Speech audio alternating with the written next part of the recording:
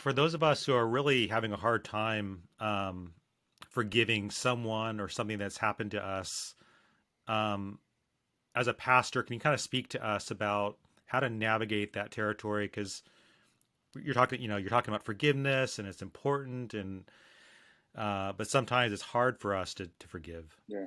Yeah. So there's three things in that actually, right? I can approach that three ways.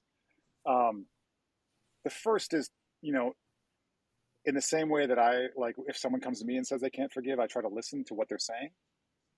And you know, I'm not explicit about this, but inside my head, I'm trying to listen. What do they actually mean when they say they can't forgive? Does it mean that they're still angry? Does it mean that they can't reconcile? Or does it mean they want to kill the person that did this to them? Right? Mm-hmm. There's a difference, right? Um, I think, you know, and I've had people in my life that I have had trouble forgiving, or at least that's what I've said to myself, and people who have had trouble forgiving me, right? Because I'm a human, and so is everybody else. I think one thing I would do is ask those questions of yourself. If you're having trouble forgiving, what are you actually saying? Are you saying you're still angry? If you're still angry, maybe you have a right to be angry, and you shouldn't be blaming yourself for still being angry. Does it mean that you're not ready to reconcile? Maybe you ought not to reconcile with this person, and you shouldn't be blaming yourself for not reconciling, right? Just try to relieve yourself of the pressure of this virtue as it has come down to us in Christian thought. And answer your question, do I actually want this person to suffer? If you do want this person to suffer, then that's something to pray about or talk to your pastor about, right? Um, but also, like, you know, I feel like there are people in my world, in my life, who, in an intellectual way, I want to suffer, but if I had a magic wand to make them suffer, I wouldn't, right? So even the desire of wanting somebody to suffer, like, think about that too. Is that just your anger? Mm-hmm. Would you actually murder this person if you had a chance? Would you actually, you know, punch them in the nose? Again, if you would, think about that, what that means. But all those are questions I would ask myself before I got to the question of, am I forgiving or not forgiving? So that's one way to approach the question. Another way to approach the question is like self-forgiveness. Forgive yourself, right? Like, Mm-hmm. if you've been harmed, then you've been harmed. And it's natural to feel anger. It's natural not to trust. It's sensible not to trust and to want reconciliation with someone who has harmed you. It's sensible to be angry. It's sensible to feel hurt. It's okay to have those feelings of vengeance, right? I don't know if Martin Luther is attributed to saying lots of things I'm not sure Martin Luther ever said, but one of the things he's attributed as having said is that it's okay for a bird to fly through your hair, just don't let it make a nest there.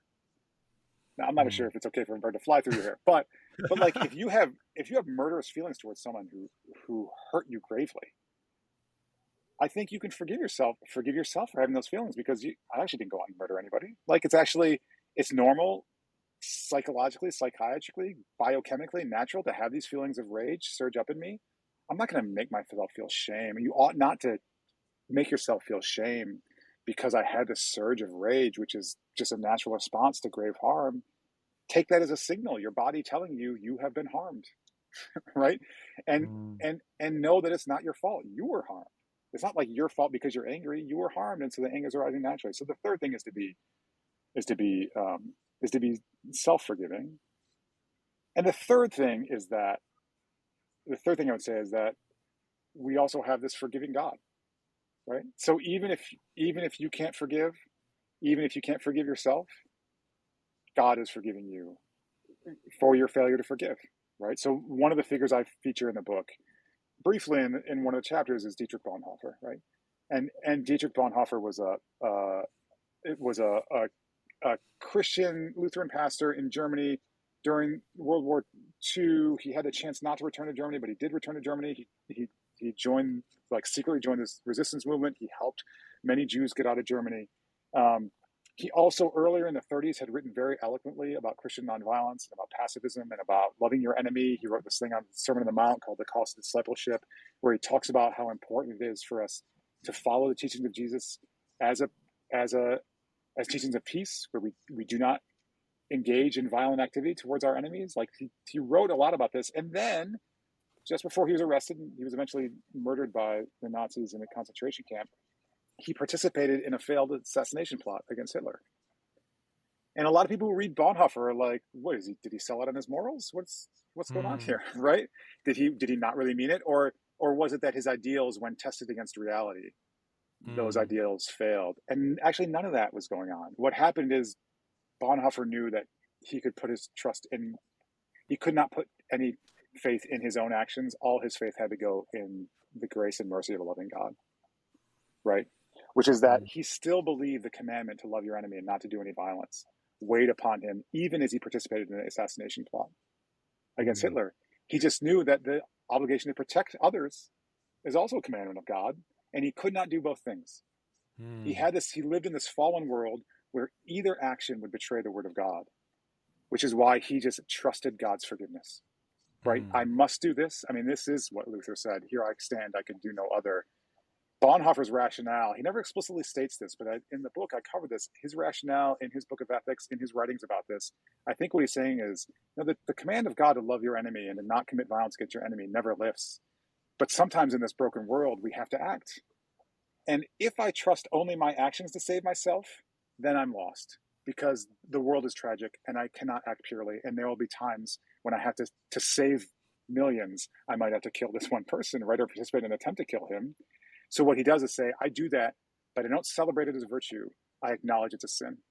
And I come Mm. before God saying, I was given these two options and I took this option, and I know it betrays your command, but I also know that you are a God of grace and mercy. And so I don't pretend that the sin I committed is a virtue because it saved people. I know that it was also a sin. It's a good thing we have a loving and forgiving God who will respond Mm. to our failures in the world, our necessary failures. And so I think that's the third thing. If you can't forgive, God does, and God forgives you. And if God didn't forgive us, if we did depend upon our own purity to save ourselves, then we really would be lost, because all of us are caught in these situations all the time where there is no truly purely good moral act. We have two bad choices and we cannot but decide. And it's in making those choices where the forgiveness of God and our trust in the forgiveness of God becomes so important to us as Christians. Thank you so much for listening to this episode of the Delgado Podcast. As always, you can get the show notes, video links, and resources mentioned in this episode on my blog at mikedelgado.org. You can also get updates to new shows and get access to the full archive of past shows by following the Delgado Podcast on YouTube, Instagram, Twitter, and TikTok. And if you ever have suggestions for future topics or guests you want to hear from on this show, please reach out. My email is delgado@ucla.edu. Thank you so much for listening, and we'll chat more next time.